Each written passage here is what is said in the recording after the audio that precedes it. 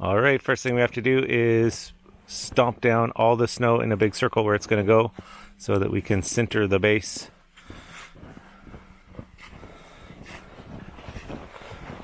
Go team.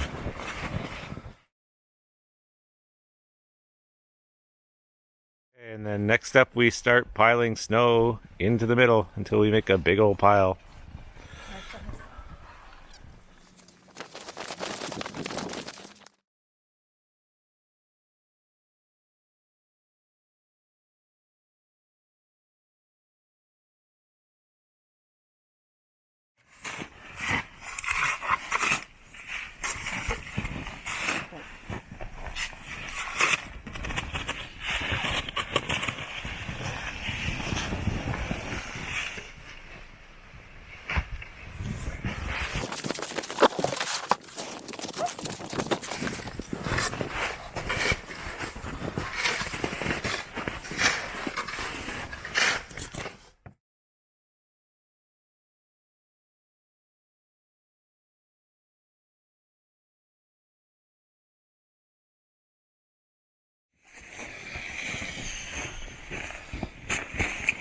So the reason we're doing the sticks is just to measure the thickness of the outside. So we hold the stick at about, I don't know, half a meter, maybe like 16 inches or so. And then we just push it in until you reach your hand. And then when you dig on the inside, you'll find the stick and then you'll know your walls are that thick. So you can decide if you want to make them a little thinner or a little thicker once you hit the sticks. But it's good to go a bit further in than you want the thickness of your walls so that you don't go too far by accident when you're digging. Put this one in here. So we just stick it in until we reach our hand, and then we let go.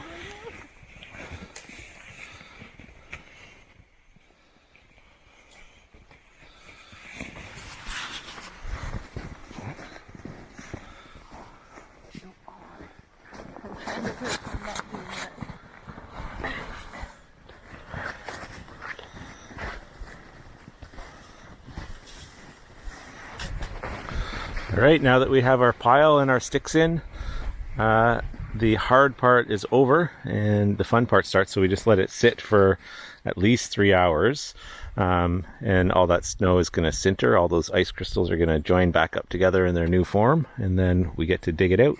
For your face. Okay, our snow has sintered, so now we get to start digging, and we dig inside until we find the sticks. It's probably sat for about 3 hours. It's pretty good. Now for the fun part. Right, this is going to be a good size Quinzee. Hopefully it'll fit the whole family.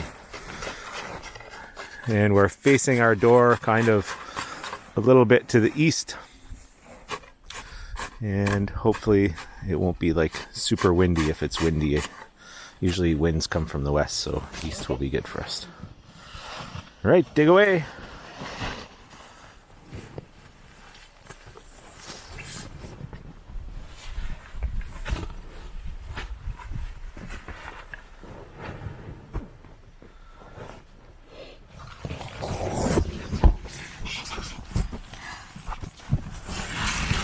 How's it going, Finny?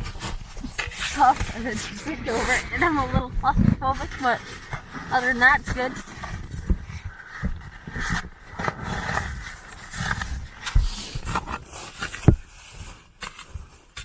I'm filming so we get the epic cave in. Pardon? Nothing. Oh.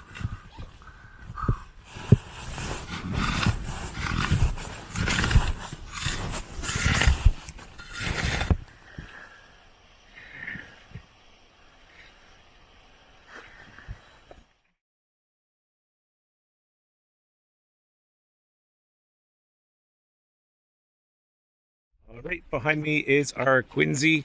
We're actually done digging it out, which is great. And we have this light snow that's falling on it that's going to give us a bit more insulation.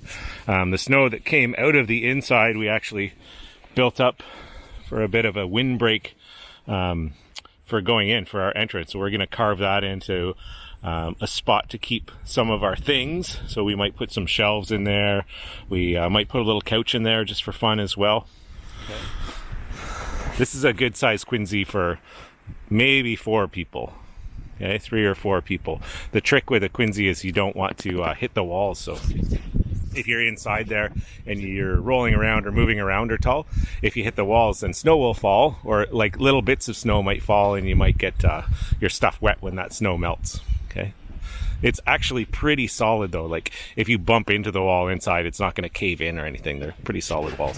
Just doing some final scraping inside the Quinzee, and trying to get rid of all the rough edges and grooves so that if there is some condensation and stuff, it won't have spots where it wants to drip. But as you can see, pretty roomy. Me, I'm like stretched out there, stretched out there. Still can't touch both walls. Okay, that's the same going. Oh, this way I can just touch at shoulder height when I'm kneeling, but down low, like where our feet would go for sleeping and our heads would go, where actually there's lots and lots of room. So this is a pretty neat Quinzee. I really like it. I can see a little bit of light shining through. Like you can see it's a little bit translucent in some spots. But that's fine too. There's still more than a foot of snow in those spots. It's just letting some light through. And right now it's actually snowing a little bit outside. So that's going to add some more insulation to our Quinzee as well, which is great. This thing's strong enough too that we could pile some snow on the outside if we wanted as well. The other thing we're hoping to do in here, well, not hoping to do, that we're going to do, is the last little bit of snow that we scrape off the top, off the sides when we're smoothing things out. We're going to leave it in here. We're not going to take it out. We actually want to leave some snow on the floor, on the ground. It'll help insulate us from the ground. The ground will take away heat if we're laying in here and trying to sleep, but snow is actually a pretty good insulator. Obviously the problem is with snow is if it gets wet, or if our body heat melts it, then we're going to get wet. So we will cover it up with some tarps, and we'll also use some sleeping pads too, like some closed cell foam, or maybe like a little inflatable thermarest type thing, like a camping sleeping pad. And then that'll make it so that the ground doesn't steal our heat from us as we're sleeping too. So it should be pretty cozy. We might like have a tea light in here, like a couple candles for light and a little bit of heat, but other than that, our bodies will warm everything up. So it should be good. And then in the morning when we wake up, this thing will actually be even harder than it is now, even more solid than it is now, because the snow inside will kind of cauterize or kind of like melt a little bit and then freeze up, and it gets a bit of a crispy coating. The other interesting thing too is sometimes it gets a little bit smaller as you sleep, so you might wake up in the morning and be in a smaller shelter than you went to bed in, which is always a little strange. But it'll be good. If for some reason this did collapse, right now we're only looking at the walls that are about a foot, maybe 16 inches thick. So although it wouldn't be fun, it would be like a block of snow, not ice, snow about this thick, landing on you, right? Or crumpling on you, and then on top of that, you would just be back to air. So if you can wriggle around, you can actually get up and get out. So it's not as scary as it seems. It's still scary, but the chances of it happening aren't very good. And if it does happen, in my experience, we've been able to deal with it just fine too. But that's what keeps a lot of people out of here. They feel a little bit claustrophobic and they're worried about it caving in, which are good worries. Like those are fine, but I think if we're careful and if we build it right, then we should be okay, which we did. So I'm looking forward to it. Should be really fun. And we've got our foam mats here, and they have this like jigsaw puzzle kind of edge to them, and they just go together, so they lock together, and it'll give us a little bit of a base. So that's kind of an extra for what we're doing. Because it's so easy to carry things in a sled in the winter, we've got this extra little step to help keep us a little bit more comfortable. So we're going to put those jigsaw puzzle foam pads down, and then we're going to put a tarp on top of them to try and keep ourselves dry, and then we'll try and keep all the snow off of the tarp for as much as we can. And then on top of the tarp would be our sleeping pads and our sleeping bags and that kind of thing. Okay. Pull those guys in.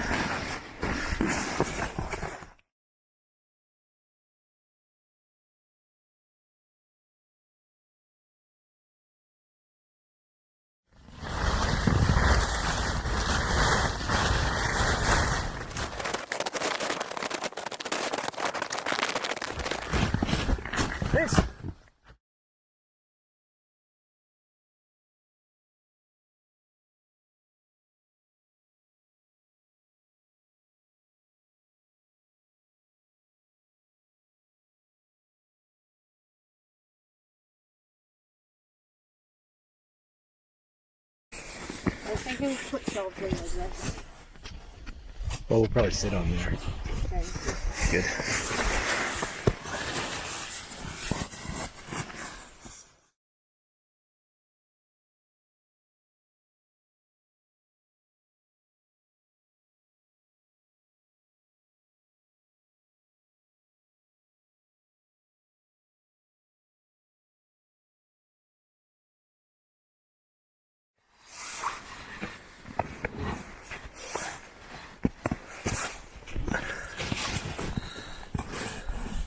Ah, it's nice. Nice. How about the other side?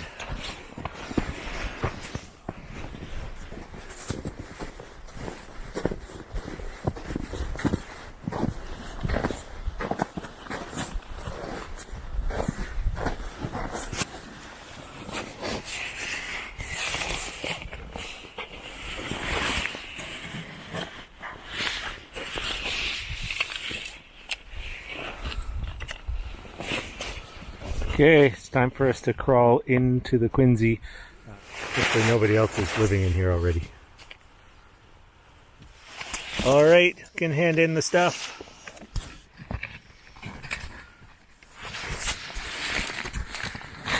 These are sleeping pads. And their books. Yep.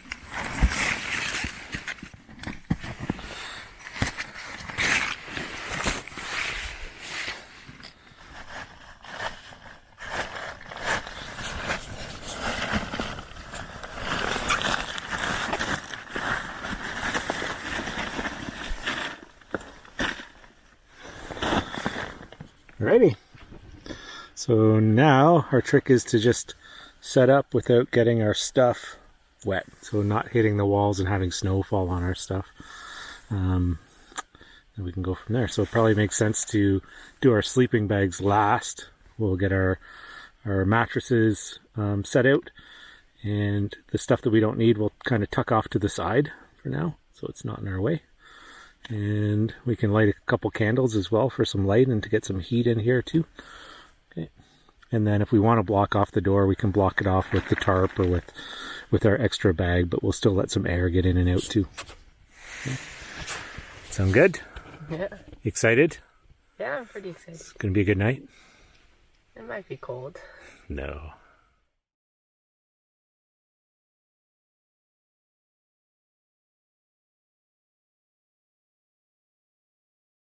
Okay, so we've got our sleeping bags set up. We set up our mattresses and then we fluffed up our sleeping bags, and we also set up a few candles in here. So we just have candlelight going right now. I can try and show you this one. Our handy dandy spoon candle holder there is doing its job. And I've heard before that candles give off the heat of about 3 people. I don't know if that's true, but they do offer quite a bit of heat, and just a couple candles in this Quinzee is actually enough to warm it up for us with this nice thick snow insulation. So it's pretty good. We actually don't want to add too much heat because it will actually melt the Quinzee more than we want it to. So it's okay if it's a little bit cool in here, but it'll probably be a couple degrees above 0, which is really nice. We have our big warm winter sleeping bags to get into, so we'll be nice and toasty in there. And this Quinzee is also nice and big too, so there shouldn't be a lot of condensation. You can actually see there's a lot of steam coming out even just as I'm talking now, but hopefully there's enough air and enough ventilation in here that most of that steam won't make our stuff wet as we're here. Now we are up for the tricky part. So what we need to do is try and get our outer layers off, so our nice warm coats and snow pants, and then get ourselves dry with just our base layer, like our long underwear layer, into our sleeping bags. It may seem like you would want to sleep with all your warm clothes on, but you actually do a better job warming your sleeping bag up with just a thin layer, and then letting your sleeping bag do its job. If I had a sleeping bag that was way too big, what I might do is take some of that extra clothing and just stuff it in my sleeping bag, but not actually wear it. But that's what I do, and it seems to work for me. So we will try and get in and try and stay dry as we do it. Okay, so I'm going to work on my boots first, I think. Try and keep my socks nice and dry. I sleep with my socks on. I don't want to have bare feet. I also like to know where my socks are in case I have to get up in the night and put my boots on to go outside to go to the bathroom or something like that. The trick is to keep your stuff dry. So what I do is kind of tuck it away as I take it off. So my boots are off to the side. They're not going to get snow in them. I'm going to put my coat here as well, off to the side. I sleep with my toque on because my toque actually keeps me really warm. If you get too hot, you can take your toque off, but I leave it on. So they say your head works kind of like a chimney to let heat out of your body. So if your head and your neck aren't covered up, then you'll lose a lot of heat that way.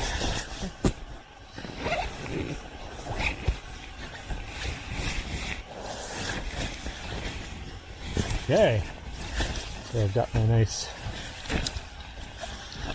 insulated pants and my big coat, and I think what I'm going to do is roll those up, and I'm going to put them in my stuff sack that my sleeping bag was in. I'm going to use that for a pillow because they're still nice and dry.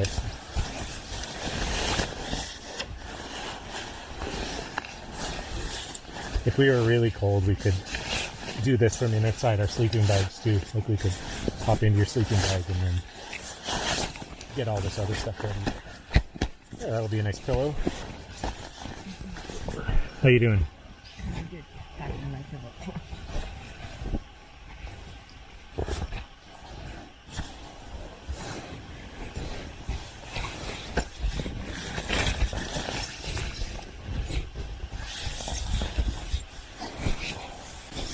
The other thing that helps too when you get into a cold sleeping bag is if you hear it up and then you make some heat, so you go for a little run inside your sleeping bag and then your body makes up the heat and then you trap that heat inside. I find you don't want to go to bed like super freezing cold, but you also don't want to go to bed like hot and sweaty either. So sometimes it's good to go to bed like just a little bit cool and then warm up once you get in your sleeping bag. But these winter sleeping bags are nice. They actually they're way too big to carry for summer camping, but for winter camping they really do the job. Sometimes you have to undo them, like on a night like tonight where it's not super cold. You might actually have to undo it a little bit to let some heat out. There you go. And then they have hoods as well. So there's a hood on it. And you zip it right up. It's a mummy bag, so you'll be like a mummy in a sarcophagus. There's a little collar that goes around your neck too. Not so good if you're claustrophobic, I guess. There you go. That's my sleeping bag from back in my bedwetting days. Oh, nice. Just kidding. So you always want to sleep with your nose out if you can. You don't want to breathe in your sleeping bag because all that moist air, that kind of wet air that you breathe out will make your sleeping bag wet. So you want to get that outside. Yes. Okay, go to sleep. Good job. So sometimes the problem with winter camping is that you end up in bed early. So we brought some books, so I guess we'll read until we get too tired. We did have a nice big supper, and it's nice to have a little bit of extra calories when you're winter camping too, because those calories will turn into heat when you're laying around. So when you're digesting those tacos that we had with extra cheese and sour cream and not draining the grease out and that kind of stuff, that'll actually translate into being warmer tonight because our bodies will make some heat as we're digesting that. Okay. And hopefully not farting, because it's not fair to fart in the Quinzee, especially with these candles. All the methane gas. Yeah, that could be a problem.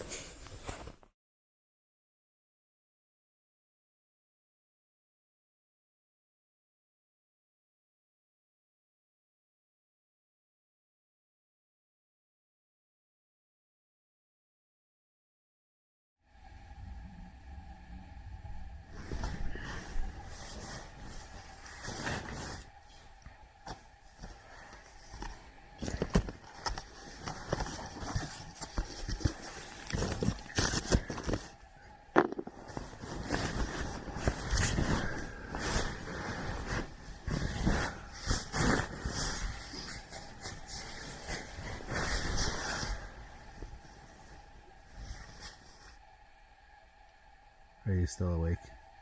Yes. That's because it's only 7 o'clock. Really? What time is it? 8:30. 8:30.